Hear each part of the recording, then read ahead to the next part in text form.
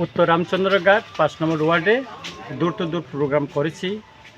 আমাদের প্রথম বক্তব্য হচ্ছে এলাকার উন্নয়ন, দ্বিতীয়ত হচ্ছে এলাকায় জাতি উপজাতির শান্তি সম্প্রীতি বজায় রাখা, তৃতীয়ত হচ্ছে সন্ত্রাস মুক্ত করা। 17 মাস এমএলএ হওয়ার পর এলাকায় আমি গত 17 মাসে এখানে শান্তি সম্প্রীতি বজায় রেখেছি, সন্ত্রাস মুক্ত করে রেখেছি। অনেক চেষ্টা হয়েছে, অনেকে বাড়ি ছাড়া হয়েছিল, অনেকে দোকান খুলতে পারেনি, অটো চালাইতে পারেনি, আমি তাদেরকে বাড়িতে ফিরিয়ে দিয়ে আনেছি এবং দোকান খুলে দিয়েছি, আপনারা সবাই জানেন। এবং আগামী দিন এই সন্ত্রাস মুক্ত করার জন্য রামচন্দ্রঘাটকে আমি লড়াই করে যাচ্ছি, আপ্রাণ চেষ্টা করছি সব মানুষের উন্নয়নের জন্য। নতুন করে এখানে একটা ব্লক করা যায় কিনা সেটা আমি বিধানসভায় উঠিয়েছি এবং সেটা ইনকোয়ারি তদন্ত হয়ে গেছে।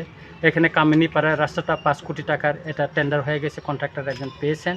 তারপরে দ্বারিকাপুর যেটা ছিল ওই যে নদীর পাড়টা আমি বিধানসভায় উঠেছি, ইতিমধ্যে 3 কোটি টাকার নদীর পাড় ওই যে পাথরিয়ে ফালানোর জন্য কাজ বাইর হয়েছে। এইভাবে এলাকার অনেক মানুষের, গরিব অংশের মানুষের উন্নয়ন আমি কাজ করে যাচ্ছি। দ্বারিকাপুরের গতকাল আমি যাওয়ার পর আমার চোখে জল পড়েছিল। 6 পরিবার একবার নদীর কিনারে দাঁড়িয়ে আছে। আমি তাদেরকে কথা দিয়েছি নির্বাচনের পরে আমি ডিএমের সঙ্গে যোগাযোগ করব, ওই যারা নদীর কিনারে যারা আছে তাদেরকে 6 পরিবারকে যাতে চা বাগানে খাস জমিতে তাদেরকে 3 গন্দা করে জমি দিয়ে নতুনভাবে তাদেরকে বাঁচার জন্য তাদেরকে পুনর্বাসন করা যায় কিনা সেটা আমি চেষ্টা করব। আমি তাদেরকে প্রতিশ্রুতি দিয়েছি এবং নির্বাচন পর আমি করব। স্যার আজকে আপনি ডোর টু ডোর বাড়ি বাড়ি যাচ্ছেন, কিরম সারা পাচ্ছেন স্যার? প্রচুর সারা, একদম মানে এটা বলতে পারেন যে নির্বাচন আগে জয়ী হয়ে গেছে আমরা এখানে।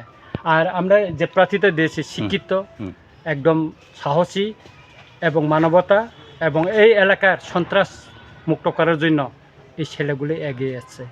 সেই জন্য আজকে তাকে আমি প্রার্থী এই এলাকা 5 নম্বর ওয়ার্ডে আমি মনোনীত করেছি। আমি আশা করি এটা জিতবে।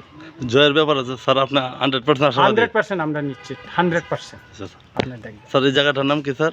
এটা হলো লালটিলা বলে, এটা উত্তর Ramchandraghat. Ward number sir? 5 number ward. Thank you sir.